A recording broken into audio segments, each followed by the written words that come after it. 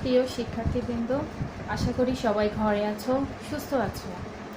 আজকে আমি তোমাদের জন্য অর্থাৎ নবম শ্রেণীর ছাত্রছাত্রীদের জন্য ক্লাসিফিকেশন অফ ভার্বস সম্পর্কে আলোচনা করব।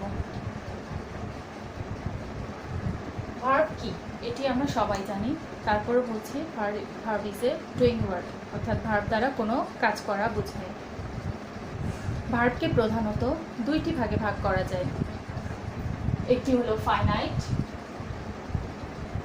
আরেকটি হলো নন ফাইনাইট। ফাইনাইট ভার্ব কি? ফাইনাইট ভার্ব হলো সেই ভার্ব যেটি সেন্টেন্সের টেন্স অনুযায়ী পরিবর্তিত হয়, সেন্টেন্সের সাবজেক্টের নাম্বার ও পার্সন অনুযায়ী পরিবর্তন হয়। এখানে খেয়াল করলে দেখবে রিড ভার্বটা ফাইনাইট ভার্ব। কিভাবে ফাইনাইট ভার্ব? এখানে সাবজেক্ট হিসেবে আছে দ্য গার্ল। দ্য গার্ল হলো থার্ড পারসন সিঙ্গুলার নাম্বার। যেহেতু এটি টেন্স হিসাবে ধরছি প্রেজেন্ট টেন্স, প্রেজেন্ট টেন্স হলে এবং সাবজেক্ট যদি থার্ড পারসন সিঙ্গুলার হয় তাহলে আমরা দেখতে পাচ্ছি ভার্বের সাথে এস বা ইএস যুক্ত হয়েছে। এই কারণেই এটি ফাইনাইট ভার্ব। তাহলে যে ভার্ব সেন্টেন্সে টেন্স অনুযায়ী এবং সাবজেক্টের নাম্বার পার্সন অনুযায়ী পরিবর্তিত হয় সেটি হলো finite verb. Non finite verb আমরা এখন দেখব। ঠিক ফাইনাইট ভার্বের অপোজিট ভার্বটাই হলো নন ফাইনাইট। কিরকম? যেই ভার্বটি সেন্টেন্সের টেন্স অনুযায়ী পরিবর্তিত হয় না অথবা সাবজেক্টের নাম্বার পার্সন অনুযায়ী পরিবর্তিত হয় না সেটি হলো নন ফাইনাইট ভার্ব। এখানে খেয়াল করো, we studied hard to get a good result. এখানে studied ভার্বটি হলো ফাইনাইট ভার্ব আর to get এটি হলো নন ফাইনাইট। to get ভার্বটি এই সাবজেক্টের নাম্বার পার্সন অনুযায়ী অথবা প্রেজেন্ট টেন্স, পাস্ট টেন্স বা ফিউচার টেন্স অনুযায়ী কোনো টেন্স অনুযায়ী এটি পরিবর্তিত হয় না। এই কারণে এটি হলো non finite verb. Finite verb হলো যেটি সাবজেক্টের নাম্বার পার্সন অনুযায়ী এবং টেন্স অনুযায়ী পরিবর্তিত হয় সেটি ফাইনাইট, আর যেটি পরিবর্তিত হয় না সেটি হলো নন ফাইনাইট। দেন আমরা দেখতে পাচ্ছি ফাইনাইট ভার্বকে দুইটি ভাগে ভাগ করা যায়। একটি হলো প্রিন্সিপাল ভার্ব আর একটি হলো অক্সিলারি ভার্ব। এই দুটিই আমরা পরিচিত, দুটির সাথেই আমরা পরিচিত। প্রিন্সিপাল ভার্ব হলো সেন্টেন্সের মেইন ভার্ব বা মূল ভার্ব হিসেবে কাজ করে। She comes never late. Comes ভার্বটি এখানে প্রিন্সিপাল ভার্ব। অক্সিলারি ভার্ব সেন্টেন্সে মূল ভার্বকে সাহায্য করে থাকে, মূল ভার্বকে সাহায্য করে থাকে। এখানে মূল ভার্ব হলো ওয়ার্ক, সেটাকে সাহায্য করেছে ইজ ভার্বটা। প্রিন্সিপাল ভার্ব হলো সেন্টেন্সে মেইন ভার্ব আর অক্সিলারি ভার্ব হলো সেই মেইন ভার্বকে সাহায্য করে, এজন্য এটাকে হেল্পিং ভার্বও বলা হয়। প্রিন্সিপাল ভার্বকে আবার দুটি ভাগে ভাগ করা যায়। একটি হলো তিনটি ভাগে ভাগ করা যায়: transitive, intransitive and copulative. Transitive verb কি? বোর্ডের দিকে খেয়াল করো সবাই। যেই ভার্ব তার পরিপূর্ণ অর্থ প্রকাশের জন্য, সেন্টেন্সের পরিপূর্ণ অর্থ প্রকাশের জন্য একটি অবজেক্ট গ্রহণ করে, সেটি হলো transitive verb. I need. What do I need? I need a pen. আমার একটি কলম প্রয়োজন। আমার প্রয়োজন কি? প্রয়োজন একটি কলম। তাহলে দেখতে পাচ্ছি যে একটি অবজেক্ট গ্রহণ করেছে। তাহলে যেই ভার্ব তার অর্থ পরিপূর্ণভাবে প্রকাশের জন্য একটি অবজেক্ট গ্রহণ করে সেটি হলো transitive verb. Then intransitive verb. Intransitive verb তার অর্থ প্রকাশের জন্য কোনো অবজেক্ট গ্রহণ করে না। The child sleeps. আমাদের কিন্তু আর কিছু জানার আগ্রহ এখানে থাকে না, অর্থাৎ এখানে আর কোনো অবজেক্টের প্রয়োজন পড়ছে না, শিশুটি ঘুমায়। তাহলে দেখতে পাচ্ছি ট্রানজিটিভ ভার্বের অবজেক্ট প্রয়োজন হয়, ইনট্রানজিটিভ ভার্বের কোনো অবজেক্ট প্রয়োজন হয় না। এরপর আছে কপুলেটিভ ভার্ব। কপুলেটিভ ভার্ব কি?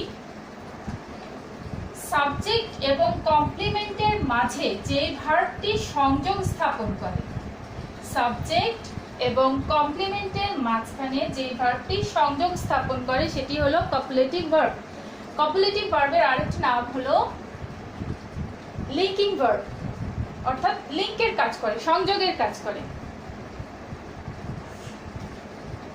তাহলে এখানে কপুলেটিভ ভার্ব হলো ফিল, কারণ ফিল শব্দটা এই দে এবং আনইজি শব্দটার মাঝে সংযোগ স্থাপন করেছে, সাবজেক্ট এবং কমপ্লিমেন্টের মাঝখানে সংযোগ স্থাপন করেছে।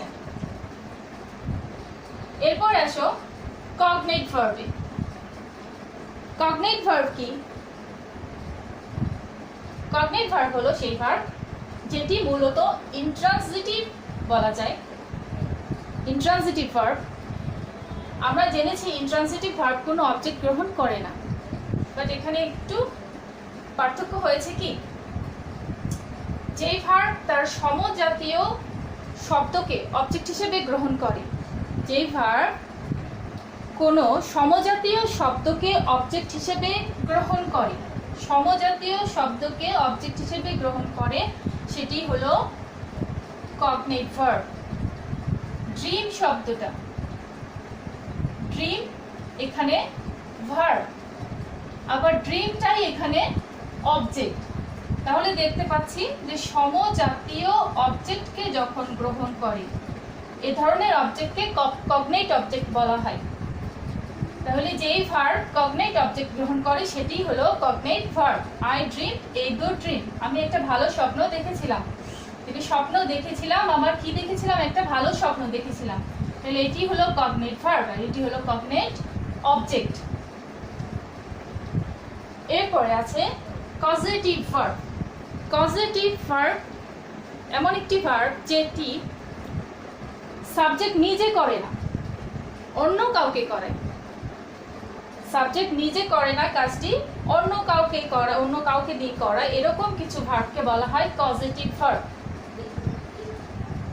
দে মেক হিম লাভ, সেন্টেন্সটা লক্ষ্য করো, দে মেক হিম লাভ, তারা তাকে হাসায়, তারা নিজেরা হাসছে না, তাকে হাসাচ্ছে।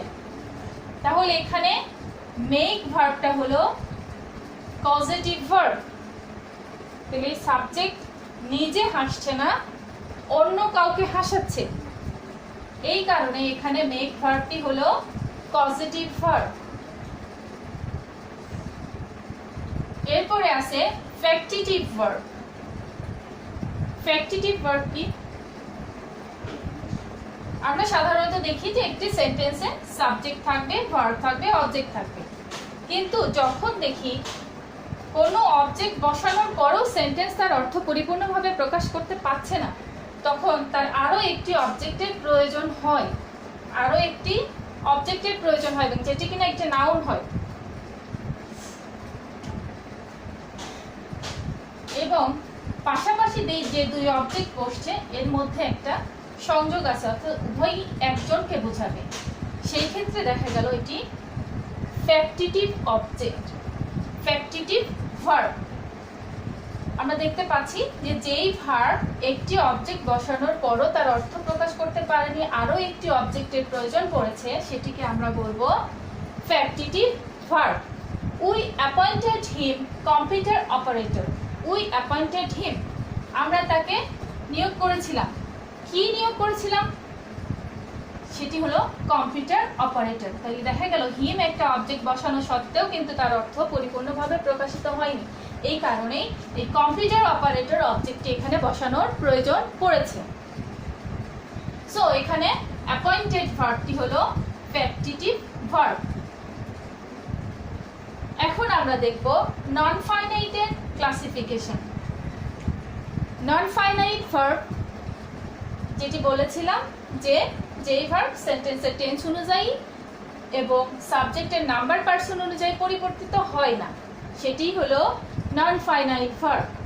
এখন নন ফাইনাইট ভার্বকে তিনটি ভাগে ভাগ করা যায়। একটি হলো জিরান্ড, ইনফিনিটিভ, পার্টিসিপল। এই তিনটি ভাগে নন ফাইনাইটকে ভাগ করা যায়। জিরান্ড আমরা সেন্টেন্সে কিভাবে চিনি?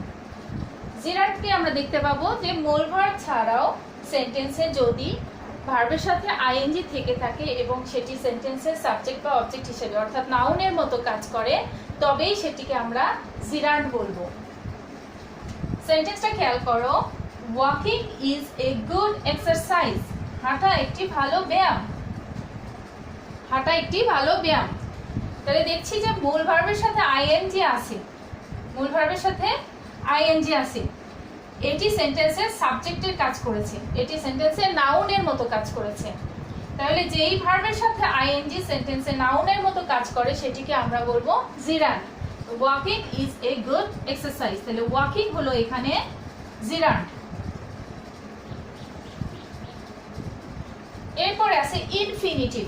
ইনফিনিটিভ হলো সেন্টেন্সে চেনার উপায় হলো যে মূল ভার্ব ছাড়াও সেন্টেন্সে আরেকটি টু প্লাস ভার্ব থাকবে এবং সেই টু প্লাস ভার্বটাই হলো ইনফিনিটিভ। বাংলা যদি আমরা পড়ি তাহলে দেখতে পাবো যে শব্দের শেষে একটা তে আসবে। হ্যাঁ, তে শব্দ আসে। কিরকম? Work hard to gain better result. তাহলে বেশি পরিশ্রম করো ভালো বা অপেক্ষাকৃত ভালো ফলাফল পেতে। এই যে পেতে, টু গেইন, টু গেইন। মূল ভার্ব এখানে আছে ওয়ার্ক, মূল ভার্ব আছে ওয়ার্ক। ওয়ার্ক ছাড়াও আমরা দেখতে পাচ্ছি টু প্লাস আরেকটি ভার্ব আছে। তাহলে এইটি হলো ইনফিনিটিভ। সেন্টেন্সে মূল ভার্ব ছাড়াও টু প্লাস ভার্ব থাকলে সেটিকে আমরা ইনফিনিটিভ ধরি। এরপর আছে পার্টিসিপল। পার্টিসিপল আবার তিন ধরনের হয়। কিরকম? Present participle, past participle, perfect participle. Present participle হলো ঠিক জিরান্ডের মতোই ভার্বের সাথে আইএনজি, কিন্তু এই দুটিতে একটি পার্থক্য আছে। পার্থক্যটা কি?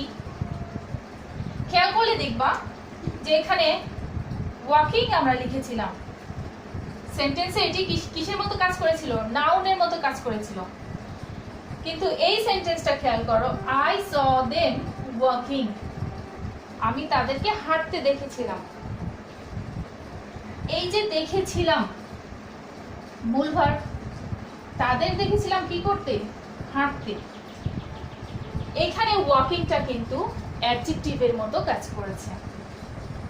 এই যে দেম শব্দটা একটি প্রোনাউন। আমরা জানি অ্যাডজেক্টিভ কি? নাউন বা প্রোনাউনের দোষ, গুণ, অবস্থা এবং সংখ্যা বা পরিমাণকে বোঝায়। তো এখানে প্রোনাউনটির অবস্থাকে প্রকাশ করছে যে তারা কেমন অবস্থায় ছিল? হাঁটা অবস্থায় ছিল। তাহলে এখানে প্রেজেন্ট পার্টিসিপল হলো walking. I saw them walking. আমি তাদের হাঁটা অবস্থায় দেখেছিলাম। তাহলে এখানেও দেখছি আমরা ভার্বের সাথে আইএনজি, আবার জিরান্ডেও দেখতে পাচ্ছি ভার্বের সাথে আইএনজি। দুটোই যদি ভার্বের সাথে আইএনজি হয়ে থাকে তাহলে আমরা এই দুটোর মধ্যে পার্থক্য কিভাবে করব? পার্থক্য এটাই হবে যে জিরান্ড সেন্টেন্সে নাউনের মতো কাজ করবে আর প্রেজেন্ট পার্টিসিপল সেন্টেন্সে অ্যাডজেক্টিভের মতো কাজ করবে। দেন আছে পাস্ট পার্টিসিপল। অ্যাকচুয়ালি পার্টিসিপল পুরোটাই সেন্টেন্সে অ্যাডজেক্টিভেরই কাজ করে। এটিকে আসলে পুরোপুরি ভার্ব বলা যায় না, এটি সেন্টেন্সে অ্যাডজেক্টিভের মতো কাজ করে। প্রেজেন্ট পার্টিসিপল হোক, পাস্ট পার্টিসিপল হোক অথবা পারফেক্ট পার্টিসিপল হোক। পাস্ট পার্টিসিপল আমরা সবাই জানি এক একটা ভার্বের পাস্ট পার্টিসিপল এক এক রকম হয়ে থাকে। কোনোটা ডি, টি, ইডি বা শুধু ডি যোগ করে আমরা পাস্ট পার্টিসিপল করে থাকি, কিন্তু সেটা সেন্টেন্সে কিসের মতো কাজ করবে? অ্যাডজেক্টিভের মতো কাজ করবে। এখানে দেখো, a learned man is respected by all. Learn শব্দটার পাস্ট পার্টিসিপল কি? লার্নেড।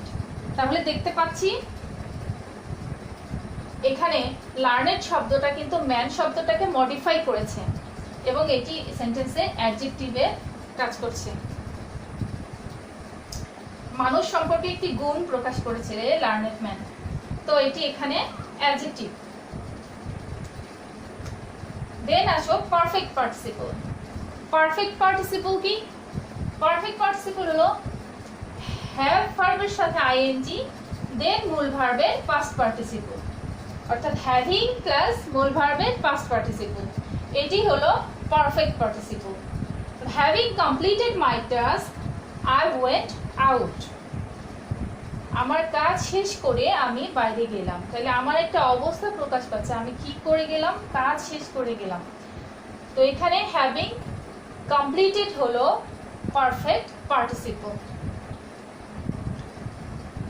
আই থিঙ্ক এখান থেকে তোমরা ভার্বের ক্লাসিফিকেশন সম্পর্কে খুব ভালোভাবে জানতে পারলে এবং বুঝতে পারলে। আশা করি সবাই ভালো থাকবে, ঘরে থাকবে এবং সুস্থ থাকবে। ধন্যবাদ।